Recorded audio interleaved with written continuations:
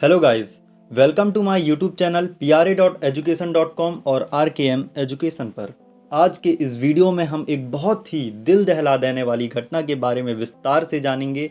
ये घटना मानव जीवन की सबसे बड़ी त्रासदी थी, जिसने ना जाने कितने घरों, परिवारों और कितनी जिंदगियों को बर्बाद कर दिया। जी हाँ, हम बात करेंगे अमेरिका द्वारा जापान पर किए परमाणु हमले की। तो चलिए स्टार्ट करते हैं। यदि आप किसी गवर्नमेंट एग्ज़ाम की प्रिपरेशन कर रहे हैं तो भी यह वीडियो आपके लिए बहुत ही ज़्यादा इम्पॉर्टेंट होगा, तो इस वीडियो को आप शुरू से लेकर लास्ट तक देखिए। इस बहुत बड़ी घटना को हम एक छोटे से फैक्ट और बहुत ही सटीक जानकारी के माध्यम से समझेंगे। बात है 12 अप्रैल 1945 की।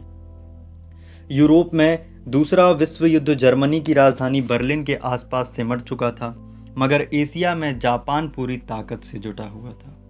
अपना एक पोर्ट्रेट बनवाने के लिए कुर्सी पर बैठे अमेरिका के राष्ट्रपति फ्रैंकलिन डी रूजवेल्ट की ब्रेन हेमरेज से मौत हो गई और फौरन ही उपराष्ट्रपति हैरी एस ट्रूमैन को राष्ट्रपति बना दिया गया। युद्ध मंत्री हेनरी एल स्टिमसन ने नए राष्ट्रपति को सबसे पहले अमेरिकी परमाणु बम प्रोग्राम के बारे में पूरी जानकारी दी। मैनहट्टन प्रोजेक्ट नाम का यह वही प्रोग्राम था जिसके तहत तैयार परमाणु बम 3 महीने बाद जापान के 2 शहरों पर गिराए गए। पहला 6 अगस्त 1945 को हिरोशिमा पर और दूसरा 9 अगस्त 1945 को नागासाकी पर। लेकिन क्या आप जानते हैं कि दुनिया में पहला परमाणु बम हिरोशिमा पर नहीं बल्कि अमेरिकी राज्य न्यू मैक्सिको के अल्मागोर्डो में दागा गया था। यह 16 जुलाई 1945 को दुनिया के पहले परमाणु बम का परीक्षण था। तो आइए आज हिरोशिमा डे पर इंसानों के बनाए सबसे घातक हथियार को बनाने के लिए उसे गिराने तक का सफर 20 तस्वीरों के जरिए देखते हैं। पहला है परमाणु ताकत से पहला परिचय। 2 दिसंबर 1942 को यूरेनियम या प्लूटोनियम जैसे ईंधन में चेन रिएक्शन कराकर ही एटम बम को जबरदस्त ऊर्जा मिलती है और यह एक जटिल प्रक्रिया है। अमेरिकी वैज्ञानिक पहली बार शिकागो में चेन रिएक्शन कराने में कामयाब हुए और 1771 में गैरी सीहान ने उस प्रक्रिया को एक पेंटिंग बनाकर दर्शाया था। परमाणु ईंधन यूरेनियम की आजमाइश। 1944 में अमेरिका के टेनेसी में ओके और रिज लेबोरेटरी के ग्रेनाइट रिएक्टर में लंबी छड़ों की मदद से परमाणु ईंधन यानी यूरेनियम को डालते हुए इंजीनियर इस रिएक्टर की मदद से वैज्ञानिकों ने नियंत्रित माहौल में यूरेनियम में चेन रिएक्शन कराकर भारी मात्रा में ऊर्जा को हासिल करना सीखा और आगे चलकर परमाणु बम का आधार बना। अमेरिका में दुनिया का पहला परमाणु धमाका 16 जुलाई 1945।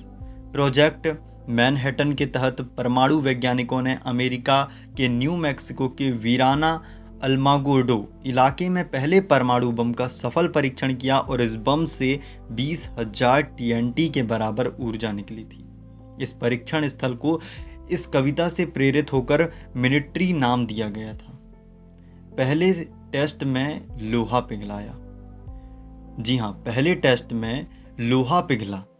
जुलाई 1945। न्यू मैक्सिको के अल्मोगोर्डो में ट्रिनिटी परीक्षण स्थल पर पहले परमाणु बम के परीक्षण के बाद एक लोहे के पिघले हुए टावर को देखते वैज्ञानिक और आर्मी ऑफिसर, यह 100 फुट ऊंचा वही टावर था जिस पर रखकर परमाणु बम का ट्रायल किया गया था। जुलाई 1945 को न्यू मैक्सिको के अल्मोगोर्डो में ट्रिनिटी परमाणु परीक्षण से तापमान इतना ज़्यादा बढ़ गया कि उस वीरान रेगिस्तान में मौजूद रेत व सिलिकॉन पिघलकर शीशे जैसे बन गए और इस अल्मोगोर्डो या एटमसाइड ग्लास के नाम से भी जाना जाता है। ये स्थान को, उस रेगिस्तान को अब अल्मोगोर्डो या एटमासाइड ग्लास के नाम से हम जानते हैं। 30 जुलाई 1945 को अमेरिकी नौसेना युद्धपोत USS इंडियानापोलिस ने हिरोशिमा पर गिराए गए परमाणु बम के सभी हिस्से, पुर्जे और यूरेनियम सैन फ्रांसिस्को से टिनियान द्वीप तक पहुंचाए थे और द्वीप से वह गुआम बेस की ओर चला। लेकिन 30 जुलाई 1945 को उसे जापानी पनडुब्बियों ने टारपीडो दागकर डुबो दिया। 6 अगस्त 1945 एनोला गे नाम के इस B-29 बम वर्षक ने ही दुनिया का पहला परमाणु बम जापान के हिरोशिमा शहर पर गिराया था और करीब 40,000 फीट की ऊंचाई से गिराए गए परमाणु बम लिटिल बॉय में 45 सेकंड बाद धमाका हुआ। तब वह 1800 फीट की ऊंचाई पर एक अस्पताल के ऊपर था। ये है परमाणु बम गिराने वाले पहले विमान के पायलट। जी हाँ, चित्र में आप जिन व्यक्तियों को देख रहे हैं ये परमाणु बम गिराने वाले पहले पायलट थे जो उस समय उस प्लेन को चला रहे थे।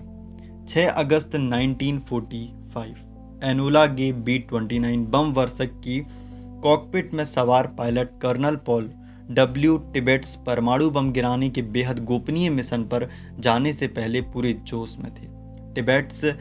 टिबेट्स ने दिसंबर 1941 में पर्ल हार्बर पर जापानी हमले के बाद भी जापानी पनडुब्बियों को खत्म करने के लिए उड़ान भरी थी।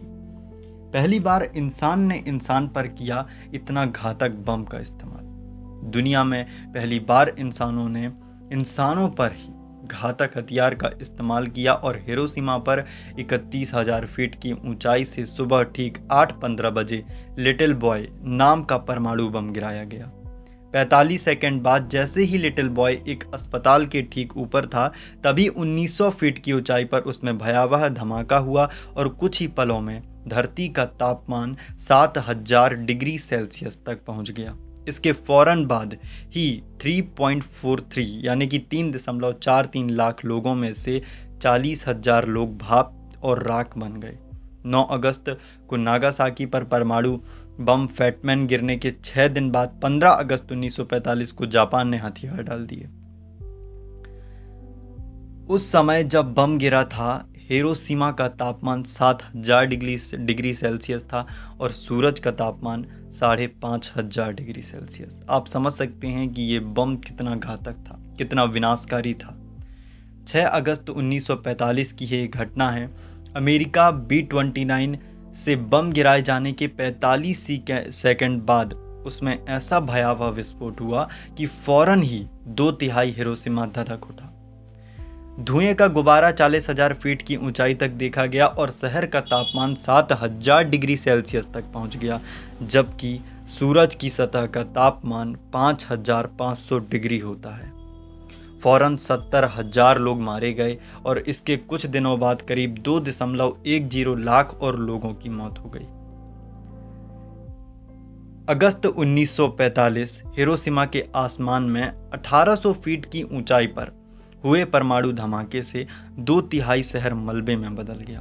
मकान, दुकान, दफ्तर, स्कूल, फैक्ट्री, सैन्य अड्डा सब कुछ जमींदोज हो गए। अमेरिकी वायुसेना ने नुकसान का जायजा लेने के लिए अपने विमान से आसमान से कई तस्वीरें ली। तबाही पुख्ता होते ही अमेरिकी सेना जापान पर दूसरा परमाणु बम गिराने की तैयारी में जुट गई। इंसान तो मरे ही, पेड़ों के निशान भी बाकी नहीं रहे। अगस्त 1945 परमाणु बम के हमले से हिरोशिमा में जापानी सेना का अड्डा और फैक्ट्रियां पूरी तरह तबाह हो गई और कई दिनों तक वहां सिर्फ मरे हुए इंसानों की राख के साथ जले हुए पेड़ों के कुछ तने नजर आते रहे।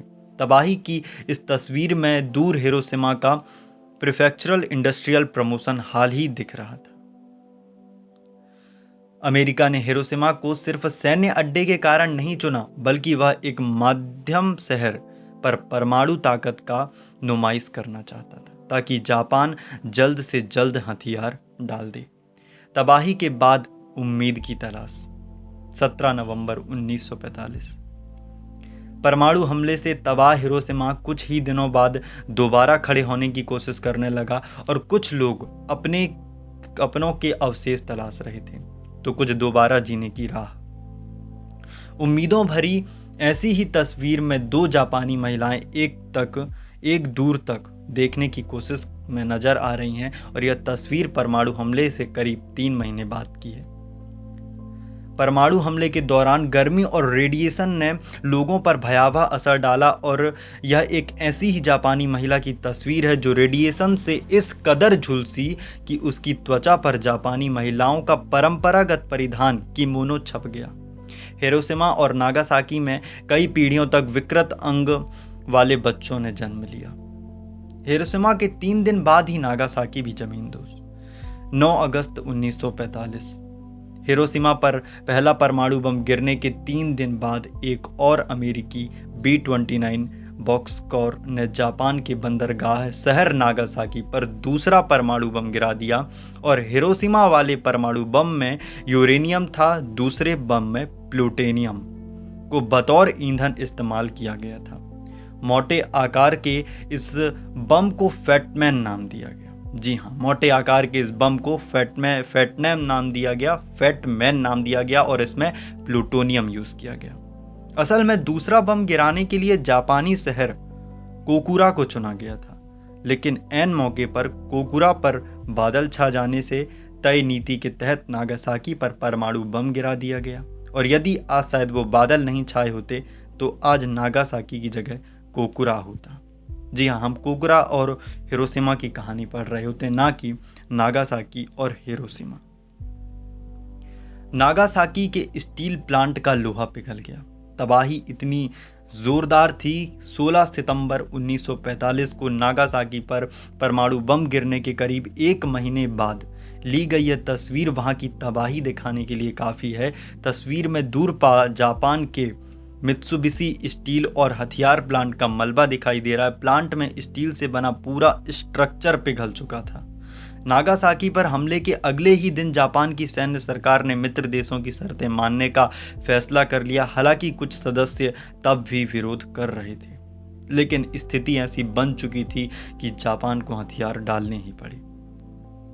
नागासाकी या हिरोशिमा को पहचानना मुश्किल हो गया था। ये तबाही ऐसी थी कि वो जगह शमशान में तब्दील हो गई थी, या यूं कहें कि शमशान भी उससे साफ होता है।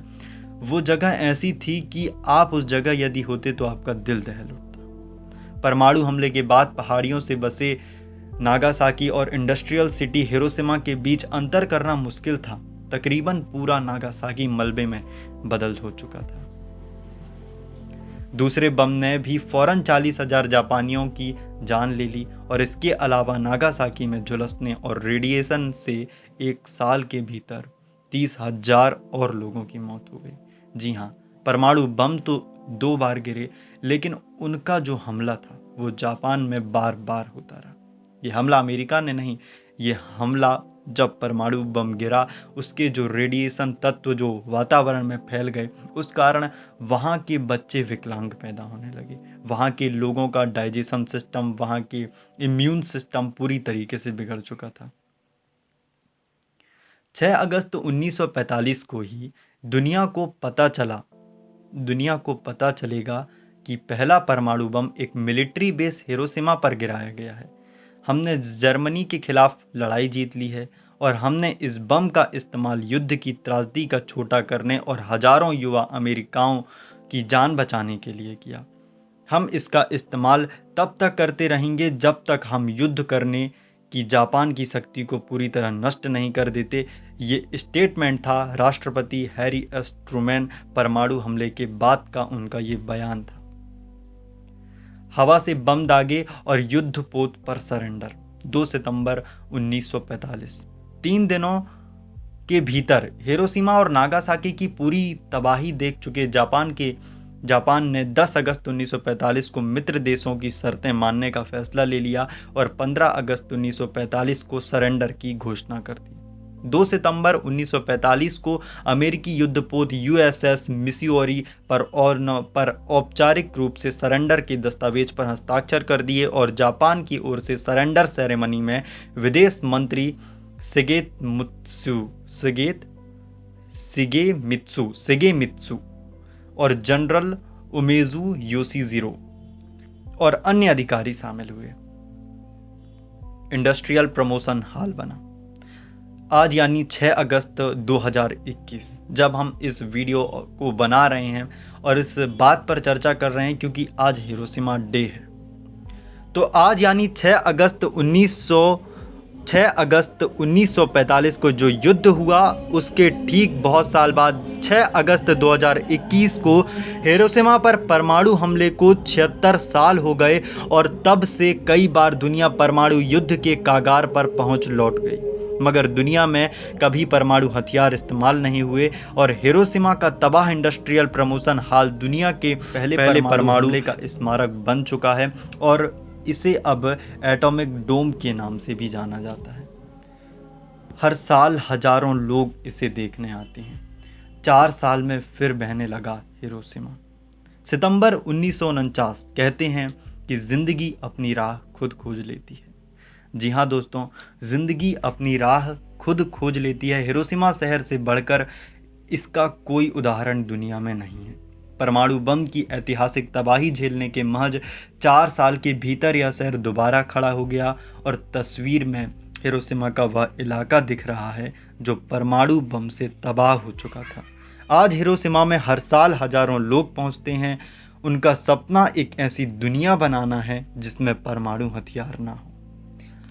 ये थी हिरोशिमा और नागासाकी में जो हुए परमाणु हमले की पूरी कहानी। तो ये वीडियो आपके लिए जानना बहुत ज़रूरी है क्योंकि ये वीडियो है ही इतना रोमांचक, और ये वीडियो आपके लिए किसी भी गवर्नमेंट एग्ज़ाम की प्रिपरेशन के लिए भी इम्पॉर्टेंट है क्योंकि हमने इसमें बहुत से ऐसे फैक्ट के बारे में बात की है जो शायद आप पहले ना जानते हो। तो इस वीडियो को आप लाइक कीजिए, सब्सक्राइब कीजिए, शेयर कीजिए और इस चैनल को सब्सक्राइब भी करना ना भूलें। धन्यवाद।